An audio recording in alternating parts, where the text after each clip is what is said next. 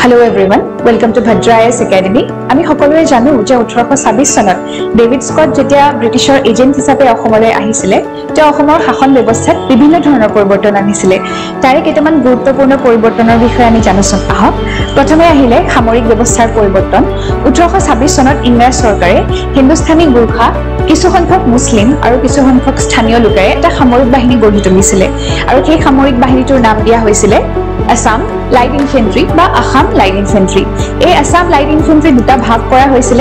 এটা ভাগ ৰখা হৈছিল বিশ্বনাথত আৰু আনটো ভাগ ৰখা হৈছিল খদিয়াত দ্বিতীয়তে আহিলে ৰাজা ব্যৱস্থাৰ সংস্কাৰ উজনি অসমৰ পৰা সেই সময়ত পাইক প্ৰথা উঠাই লোৱা হৈছিল আৰু স্থানীয় লোকসকলে পাইক প্ৰথা উঠাই লোৱাৰ বিনিময়ত 3 টকাকৈ ব্ৰিটিছক দিব লগা হৈছিল আৰু নামনি অসমত পাইক প্ৰথা বৰ্তি আছিল আৰু স্থানীয় লোকসকলে খাতি দিয়াৰ বিনিময়ত যে তেওঁলোকক গা মাটি দিয়া হৈছিল সেই গা মাটি দিয়াৰ বিনিময়ত তেওঁলোকে ব্ৰিটিছসকলক 2 টকাকৈ দিব লগা হৈছিল তৃতীয়তে আহিলে বিচাৰ ব্যৱস্থাৰ সংস্কাৰ দেৱানী আৰু ফৌজাদাৰী গোচৰসমূহৰ নিষ্পত্তিৰ বাবে তেওঁ স্থানীয় লোকসকলৰ লগ হৈ পেলাই এটা পঞ্চায়ত গঠন কৰিছিল আৰু পঞ্চায়তৰ দ্বাৰাই সেই বিবাদসমূহৰ নিষ্পত্তি কৰা হৈছিল Upcoming courses for APSC, UPSC, SSC, Banking, Railway, ADRE and other competitive exams.